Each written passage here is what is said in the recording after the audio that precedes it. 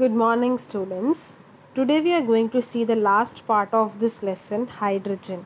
So last class we discussed about the hydrides and then the hardness of water and hydrogen peroxide, all that we discussed in last class, and we are going to complete this chapter today. We are left out with hydrogen bonding. So we are all familiar with hydrogen bonding. So what is a hydrogen bonding? Bond formed between hydrogen atom and an electronegative atom, we call it as an hydrogen bonding, and this is a weaker bond. So here hydrogen bonding we are going to see in detail. Hydrogen bonding is one of the most important natural phenomena occurring in chemical and biological sciences. So we can see the hydrogen bonding very commonly we can find in water. So water எப்படி வந்து liquid வந்து flowing இருக்கு அப்படின்னா it is because of the hydrogen bonding. Since each and every water molecule is held together by hydrogen bond, it is a flowing fluid. So these interactions play major role in the structure of proteins and DNA.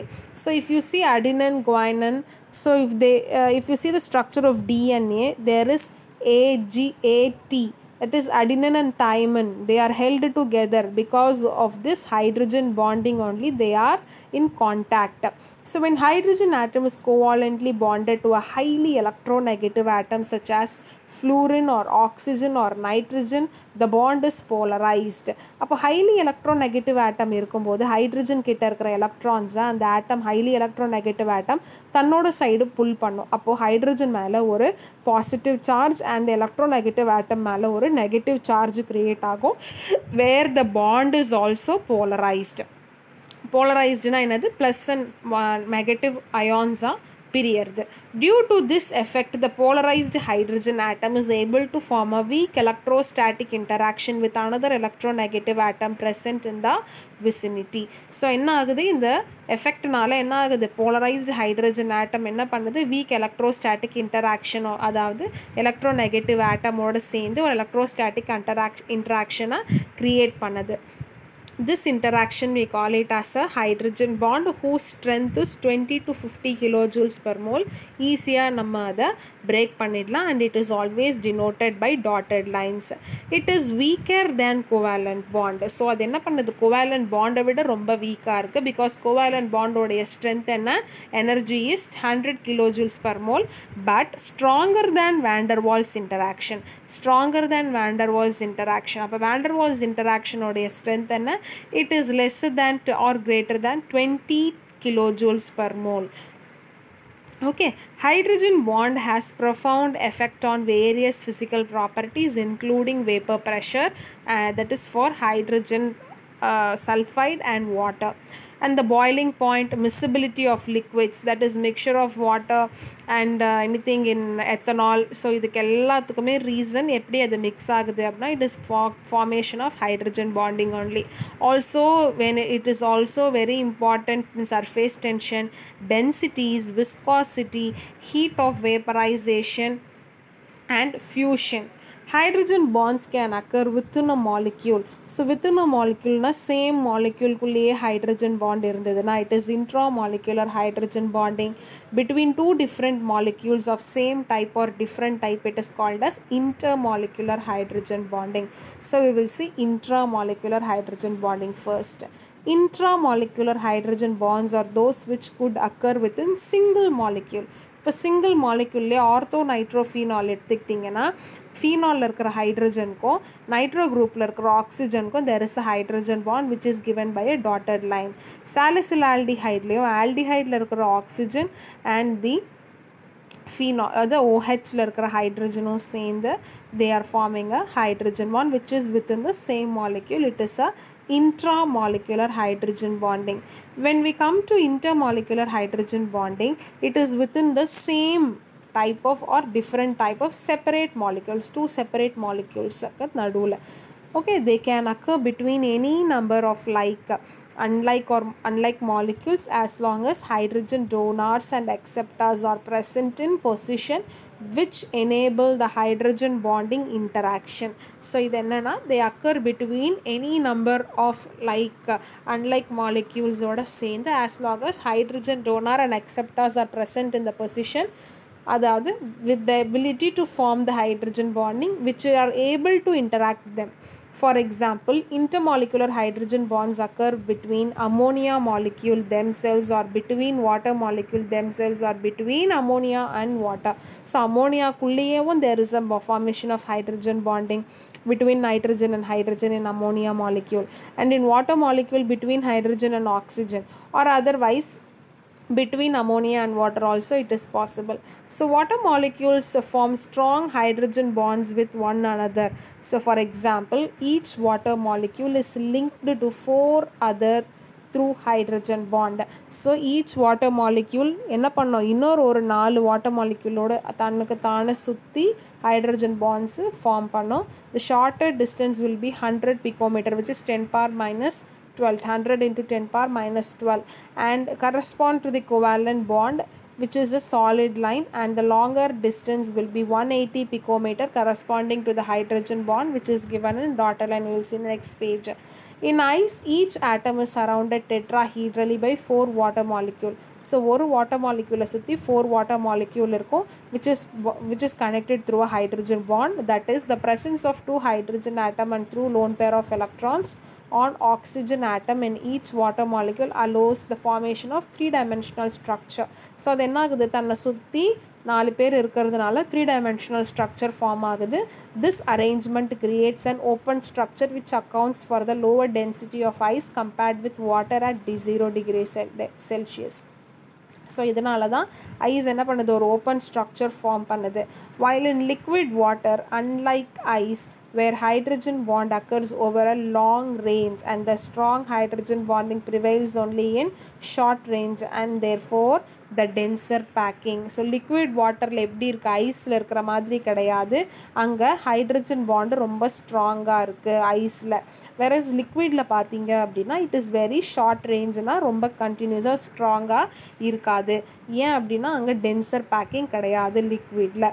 So here is the structure of ice which is in a strong range of formation of ice with a dense packing.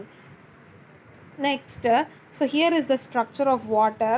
Oxygen வந்து red colour பாண்டில் இருக்குது, red colour molecule கொடுத்துருக்காங்க. So இதில் hydrogen 2 white கலரில் இருக்குது. Each hydrogen is having single electron and it is farming with 1 ஆக்சிஜனோடைய இருக்கிற ஒரு எலக்ட்ரானோட சேர்ந்து ஒரு சைடு பாண்டு, இன்னொரு எலக்ட்ரானோட சேர்ந்து இன்னொரு side bond, covalent bond form ஆகுது. ஹைட்ரஜன் பிரிட்ஜ் பாண்டிங் எப்படி இருக்கும்னா, ஒரு மாலிக்யூல், ஒரு வாட்டர் மாலிக்யூலில் இருக்கிற ஆக்சிஜனும் இன்னொரு வாட்டர் மாலிக்யூலில் இருக்கிற ஹைட்ரஜனும் சேர்ந்து தான் இந்த ஹைட்ரஜன் பாண்டே ஃபார்ம் பண்ணுவாங்க. Hydrogen bond occurs not only in simple molecules but also in complex biomolecules such as proteins, and they are crucial for biological processes. So நம்மளோட பாடியில் பயோமாலிக்யூல்ஸில் கூட இந்த ஹைட்ரஜன் மாலிக்யூல் பாண்டிங் ப்ரெசென்ட் ஆகிருக்கு. For example, hydrogen bonds play an important role in DNA and they hold that structure together in a 2 helical nucleic acid strains. So இங்கே பார்த்தீங்கன்னா ரெண்டு இந்த helical ஸ்ட்ரக்சரில் இந்த சுகர் மாலிக்யூல்ஸ்க்கு நடுவில் you can see the hydrogen bonding which is attracting to each other. Now, significant development of hydrogen in the ஏன்ஷியன்ட்லேருந்து இப்போ recent times வரைக்கும் எப்படி வந்து ஹைட்ரஜனை நம்ம டெவலப் பண்ணியிருக்கிறாங்கன்றது தான் இங்கே கொடுத்துருக்காங்க. First 1670 Robert Boyle produced inflammable gas by reacting metals with acid.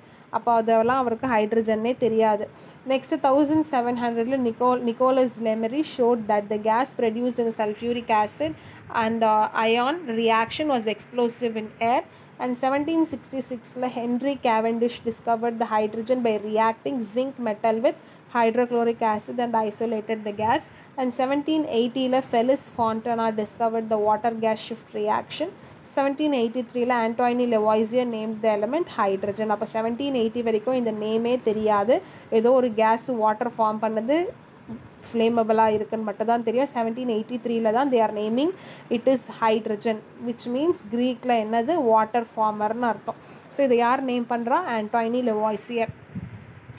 1800 William Nicholson and Anthony சார்ல்ஸில் கார்ட்ஸ்லே decomposed water into hydrogen and oxygen by electrolysis. So 1800 இது என்ன பண்ணுறாங்க, ஹைட்ரஜனும் ஆக்சிஜனையும் வாட்டர்லேருந்து தனியாக டீகம்போஸ் பண்ணி பிரிக்கிறாங்க. 1801 Humphry Davy discover the concept of the fuel cell வருது 1801 and 1806 François ஐடி Rivaz built the first internal combustion engine powered by a mixture of hydrogen and oxygen.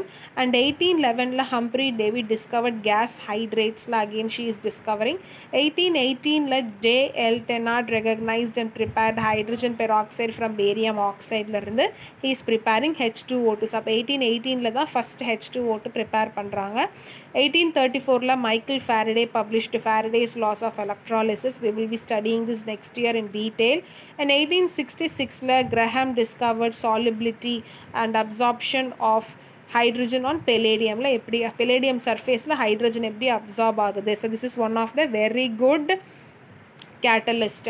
And 1897 Paul Sabatier facilitated the use of hydrogenation with the discovery of Sabatier reaction. Sabatier-Sandmeyer reaction also we are having, we will see. And 1898 James Dewar liquefied hydrogen. So Dewar is a person or enna pandrar hydrogen liquefy பண்றாரு. So gas இருக்கிறத liquefy பண்றாரு. 1909 Sorensen வந்து pH scale hydrogen ion concentration வச்சு introduce பண்றாங்க. Next 1910 very interesting, no? 1910 Fritz Haber patented the Haber's process. So 1910 Haber's process வந்து patent பண்றாங்க. அது யாரோ patented means what? Nobody can use one's invention. So he is getting license, okay? So Haber's process and the manufacturing of ammonia. 1913 Niels Bohr explained the Rydberg formula of the spectrum of hydrogen by imposing quantization condition on classical orbits of the electron and hydrogen.